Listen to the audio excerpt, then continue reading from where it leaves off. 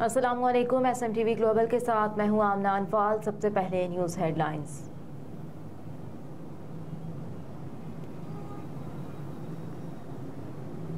یونان سے ہمارے نمائندے میاں ذخیر احمد کی رپورٹ کے مطابق گزشتہ دن یونان کی معروف شخصیت جناب رانا محمد اشفاق، جو کہ اچانک دل کا دورہ پڑنے سے انتقال کر گئے تھے، آج بروز اتوار بعد از نماز ظہر کے بعد مرکزی مسجد و امام بارگاہ جعفریہ آرگنائزیشن پیر استیری میں نماز جنازہ ادا کر دی گئی۔ مرحوم یونان میں عرصہ 30 سال سے مقیم تھا۔ مرحوم کے ایک بیٹا اور 2 بیٹیاں پسماندگان میں ہیں۔ مرحوم کا تعلق پاکستان میں بوری والا سے تھا۔ مرحوم جعفریہ آرگنائزیشن پیر استیری کے قدیمی ڈیوٹی برادر محترم چودھری غضنفر کا دوست تھا۔ مرحوم رانا محمد اشفاق کی نماز جنازہ میں یونان کے شیعہ و سنی حضرات نے بڑی تعداد میں شرکت فرمائی اور مرحوم کے لیے دعا مغفرت کی، درجات کی بلندی اور وارثین کو صبر جمیل کے لیے خصوصی طور پر دعا کی گئی۔ مرحوم رانا محمد اشفاق کے غسل کفن کا اہتمام جعفریہ آرگنائزیشن پیر استیری کے صدر میاں افضال کی طرف سے وقف کیا گیا۔ مرحوم کی میت چند دن بعد پاکستان میں ان کے آبائی علاقے میں بھیج دی جائے گی۔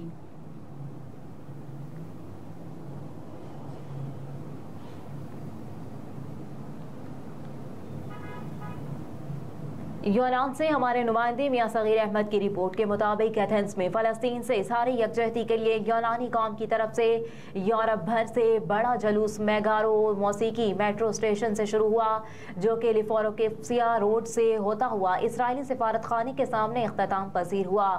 تفصیلات کے مطابق یہ تیسرا بڑا جلوس تھا جس میں یونانی قوم نے تاریخی ریکارڈ قائم کر دیا، جس کی تعداد ہزاروں میں تھی، جو کہ یورپ کے دیگر ممالک کی نسبت سب سے بڑا جلوس تھا۔ اس میں سول سوسائٹی، وکلاء، اساتذہ، طلباء، مختلف انسانی حقوق کی تنظیموں، ویلفیئر سوسائٹیز، فلسطین، عراق، سیریا، مصر کی مسلم کمیونٹی نے شرکت کی۔ اظہار یکجہتی کے لیے نکالے گئے جلوس کے ارکان اور تنظیموں نے پلے کارڈ اور بینرز اٹھا رکھے تھے، جس میں اسرائیل کو نہتے فلسطینیوں پر ظلم و جبر بند کرنے، فلسطین کو آزاد کرنے کے مطالبات درج تھے۔ تنظیموں کے نمائندوں نے میڈیا سے گفتگو کرتے ہوئے کہا، عرصہ دراز سے اسرائیلی نہتے فلسطینیوں پر ظلم و استحصال جاری رکھے ہوئے ہیں۔ اقوام متحدہ اور امریکہ کی خاموشی سوالیہ نشان ہے۔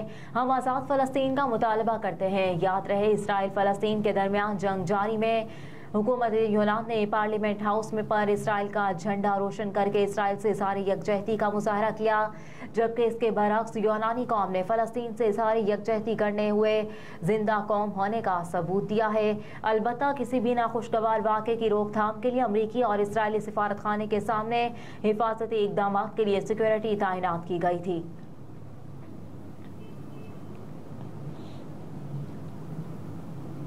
یونان سے ہی ہمارے نمائندے میاں صغیر احمد کی رپورٹ کے مطابق دنیا بھر کی طرح گزشتہ شب بعد نماز مغربین مسجد و امام بارگاہ جعفریہ آرگنائزیشن پیر استیری میں ولادت باسعادت امام حسن عسکری علیہ السلام کے سلسلے میں ایک عظیم الشان اور پروقار جشن کا اہتمام کیا گیا۔ جشن پاک میں جعفریہ آرگنائزیشن رجسٹر پیر استیری کے صدر جناب میاں افضال اراکین سمیت یونان میں مقیم شیعہ و سنی حضرات نے بڑی تعداد میں شرکت کی۔ اس کے علاوہ مستورات اور بچوں نے بھی شرکت کی۔ جشن پاک کا آغاز ہمیشہ کی طرح تلاوت قرآن مجید سے کیا گیا، جس کے بعد مقامی ذاکرین اہل بیت نے ولادت باسعادت مولا امام حسن عسکری علیہ السلام کی شان میں فضائل اپنے مخصوص انداز میں بیان فرمائے۔ حاضرین نے جشن پاک کے حوالے سے خوب نعروں کی صدائیں بلند کی۔ اس کے بعد حاضرین جشن مبارک کے لیے مرحومین کے درجات کی بلندی، بے روزگار افراد کے لیے قیدیوں کی رہائی، فلسطین کے مظلوم مسلمانوں کے لیے اور یونان میں مقیم بغیر کاغذات والوں کے لیے خصوصی طور پر دعا کی گئی۔ جشن پاک کے اختتام پر حاضرین جشن کے لیے لنگر حسینی کا زبردست اور وسیع اہتمام بھی کیا گیا۔ جشن پاک میں جعفریہ آرگنائزیشن کے بزرگ رہنما جناب خان محمد کو حج کی سعادت حاصل کرنے پر جعفریہ آرگنائزیشن کے ڈیوٹی برادر جناب حسن شیخ کی طرف سے مبارکباد اور کربلا مالی سے لائی گئی چادر کا تحفہ بھی پیش کیا گیا، جس کے بعد جعفریہ آرگنائزیشن کے صدر میاں افضال اور سالار وحید خان نے جشن پاک میں تمام آنے والے شرکاء کا شکریہ ادا کیا۔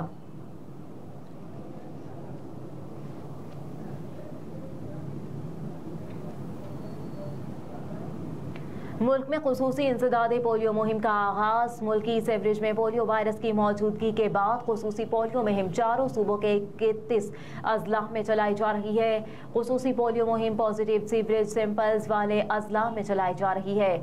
ज़राए ने बताया कि खुसूसी पोलियो मुहिम आउटब्रेक रिस्पॉन्स के नाम से चलाई जा रही है। चारों सूबों के 6 आउटब्रेक जोन्स में 3 मराहिल में खुसूसी पोलियो मुहिम चलाई जाएगी।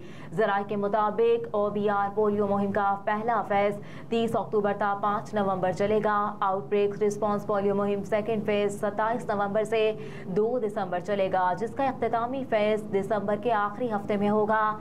ज़राए ने मजीद बताया कि खुसूसी पोलियो मुहिम में 1,08,02,342 बच्चों की वैक्सीनेशन होगी।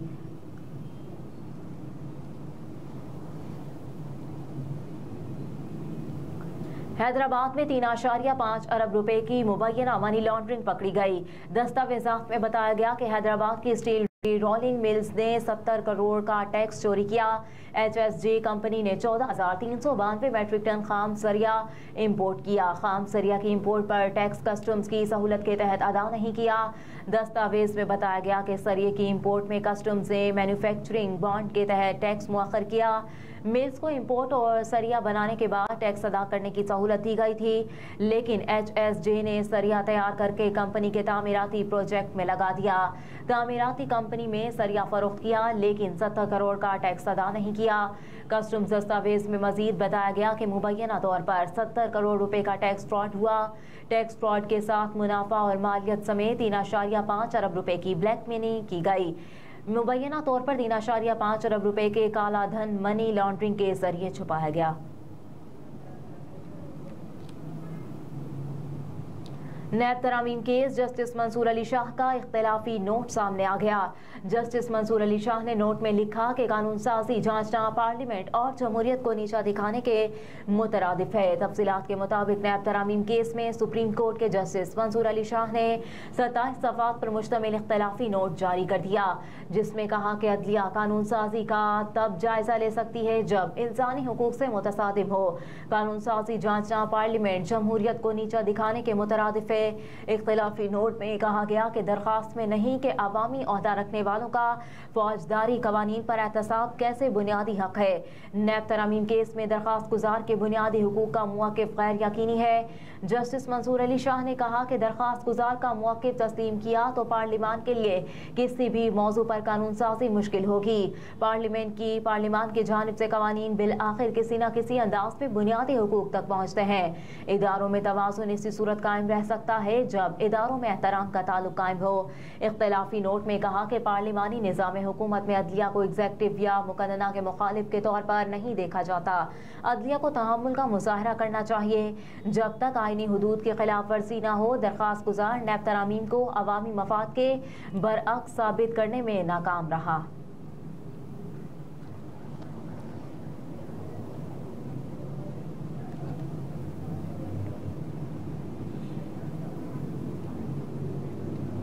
अफगानों की वापसी, तर्जुमान दफ्तर खारजा का UN हाई कमिश्नर के बयान पर रद्द-ए-अमल। अक़वाम मुत्तहिदा के हाई कमिश्नर बराए इंसानी हुकूक के बयान पर तर्जुमान दफ्तर खारजा ने कहा कि गैर मुल्कियों की वतन वापसी का मंसूबा तमाम गैर कानूनी अफराद पर लागू होता है। ये फैसला बैनुल अक़वामी उसूलों के मुताबिक पाकिस्तान के खुद मुख्तार मुल्की कवानीन के मुताबिक है। तर्जुमान के मुताबिक पाकिस्तान में कानूनी तौर पर मुकीम तमाम गैर मुल्की शहरी इस प्लान के दायरा कार से बाहर हैं। हुकूमत पाकिस्तान इन लोगों के तहफ़्फ़ुज़ की ज़रूरियात से मुतालिक वादों को पूरा करती है। कहा कि लाखों अफगान भाइयों और बहनों की मेज़बानी का गुज़िश्ता 40 साल का रिकॉर्ड सबके सामने है। बैनुल अक़वामी बरादरी को पनाह गुज़ीनों के हालात से निमटने के लिए कोशिशों को तेज़ करना होगा।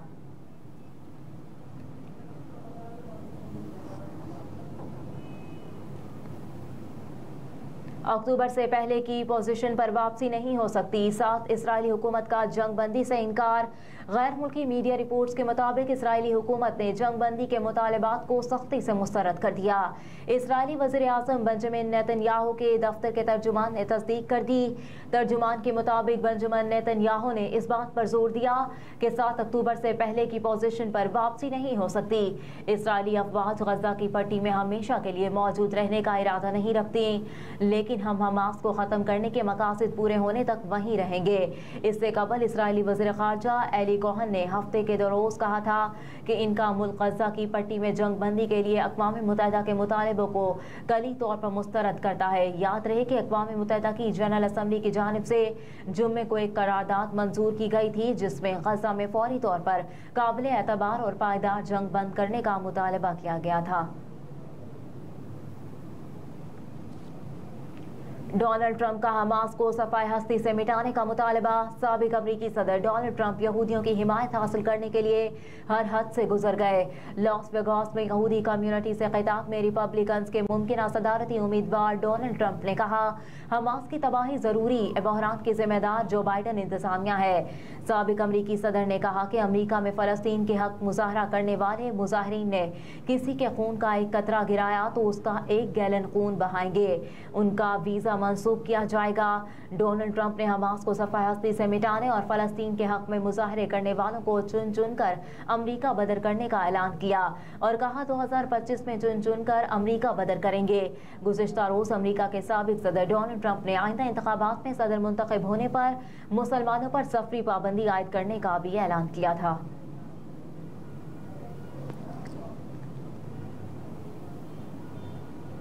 और sports round up. World cup में दिफाई चैंपियन इंग्लैंड का सफर तमाम। भारत की सेमीफाइनल में एंट्री।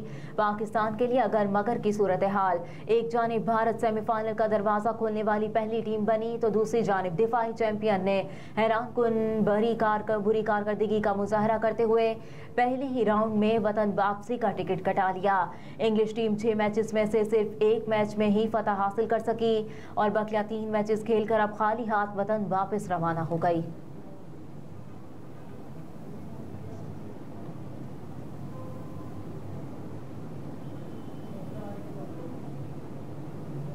हेडलाइंस आपने मुलाहिजा की। न्यूज़ स्टूडियो से फिल वक्त इतना ही। आप देखते रहिए SMTV ग्लोबल।